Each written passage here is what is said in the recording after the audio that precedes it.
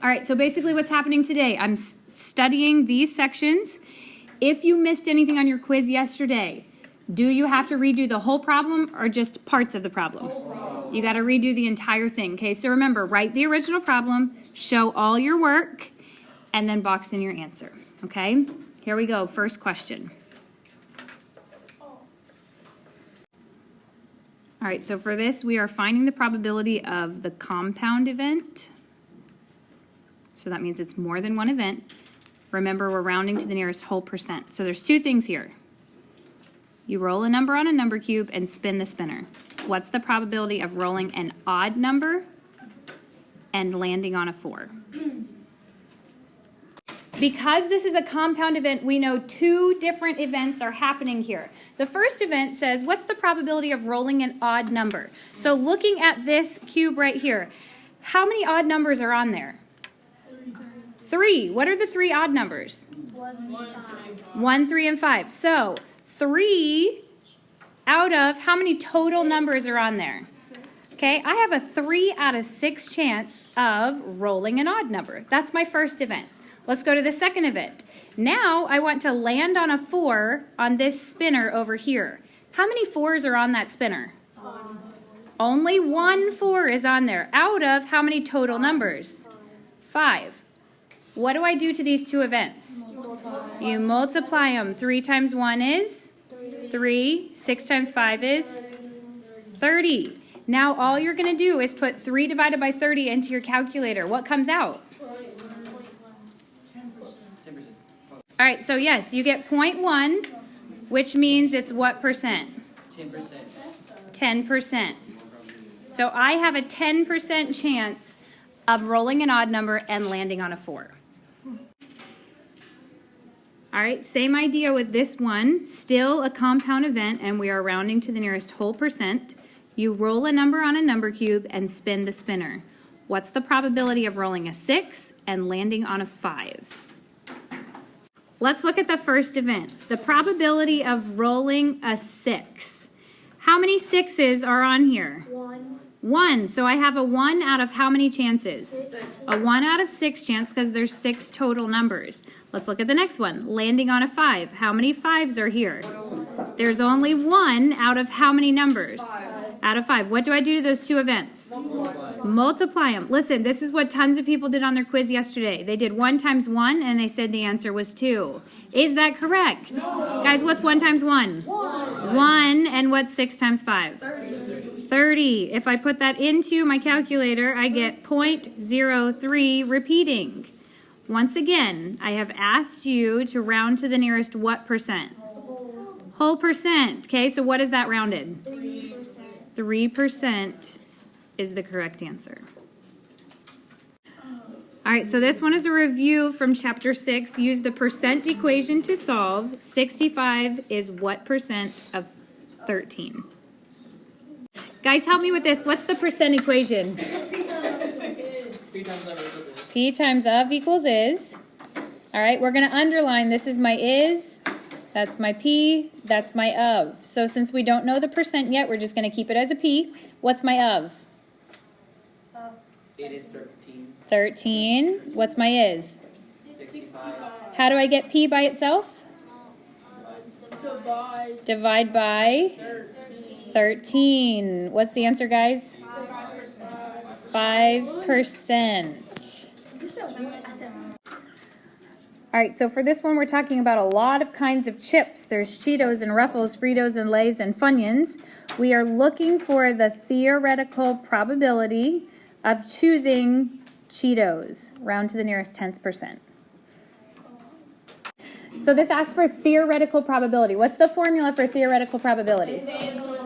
Okay, favorable over total. If you remember, favorable is what you're looking for. Guys, what are we looking for this time?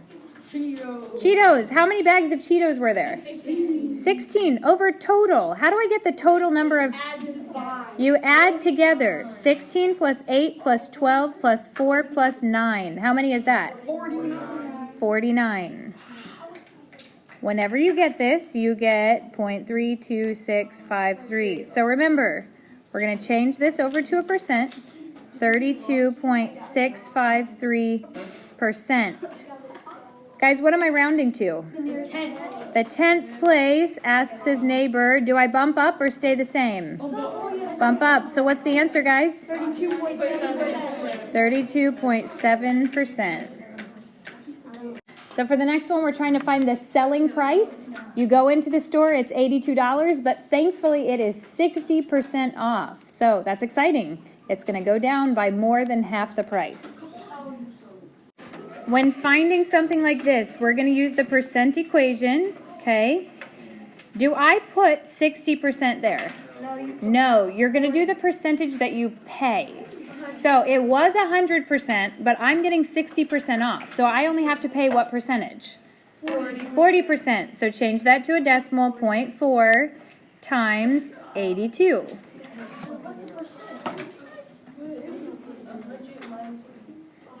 $32.80. Now listen, here's what a lot of people just accidentally did.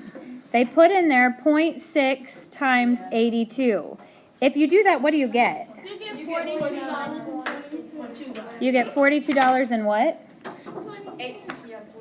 And 20 cents. Here's what that means. That's how much you're taking off. Do you get that? So instead, what would I have to do with that?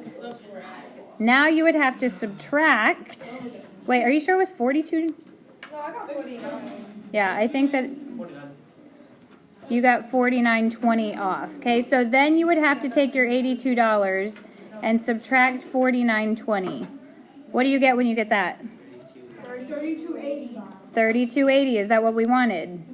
You get the same. Yes, you can get the same answer that way. You just have to remember, if you do it this way over here, there's an extra step. Okay, but no matter what, the answer is the new selling price is $32.80. For this time, we are using the fundamental counting principle to help us find the total number of possible outcomes. Your pantry has 5 boxes of pasta, 6 jars of spaghetti, sauce, 2 bags of cheese, and 5 kinds of seasoning. Find the number of possible outcomes for dinner. Remind me again, fundamental counting principle, what operation is that? Multiplication. Okay, so I'm going to take my 5 times 6 times 2 times 5. What do I get? 300 possible. Okay, always remember too, with this kind of a problem, I want some kind of units attached. So for this, it was 300 possible outcomes. Describe the likelihood of the event. This is where a few people went wrong, okay? The probability of an event is 15 over 20. That's the same thing if I reduce it as 3/4, okay? As a decimal, it would be 0.75, which means as a percent, it's what?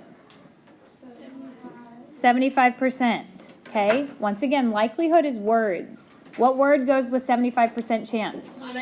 Likely. It is very likely that that event is going to happen because there's a 75% chance of it happening. All right, for this one, you're finding experimental probability of the number cube. So remember, we need to use our formula for experimental probability. That's the number of times that you were successful over the total number of trials. For this one, we're trying to figure out what the probability is of rolling an even number. If I look at this, I need to figure out which one of these numbers are even numbers. Down there, guys, what ones are my even numbers? 2, 4, and 6. 2, 4, and 6. Okay, so a 2 was rolled 53 times, a 4 was rolled 52 times, a 6 was rolled 48 times. So with those 3 numbers, I'm simply going to add them together to see how many times they successfully got an even number.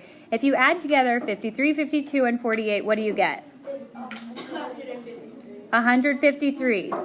Now, if I want to know how many total trials there are, I have to add up all of these numbers.